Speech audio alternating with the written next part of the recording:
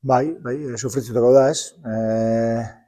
Ez da nahi une sufritzi, baina, bueno, irabazteko sufritzen bada, ondo torritxe, ez? Azkenin, eixe da, hori ez, jugada arraro baten, bigarren txartel horrekin, taldi onduen zauenin, gutxiago ingatu bari eta, bueno, azkenin, aldan modun, Europe ez da zertau, eta hiru puntu, oso garrantzitsu gutzeko.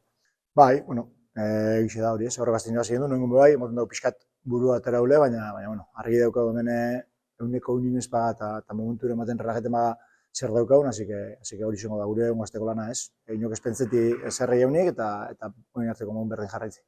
Bai, hori da, ez? Ondio, bueno, gaur honeaz disfrutaukau eta bixertik aurrera, Kadizera behire, partidu oso zaile, partidu oso gogorra, eurek itxin oso ondo daz, da orduan hori ez. Beste partidu zail bat, bakigu zertango izan, bakigu kategorizio honek ze dauken eta bueno, alein dukoa Kadizetik 3 puntu etortzen. Bueno, partido zaila zala genekin, eta misterak esan digun bezala aurrea atearen honen apretatzea, eta ala egin dugu. Estio gutxi baloi ateatzen behiak nahi zuen bezala, eta garaipena lortu dugu. Bai, da, osea, bigarrena oso klabea, porque dinamika honan sartzega, eta haber Kadizen aurka lortze dune bai.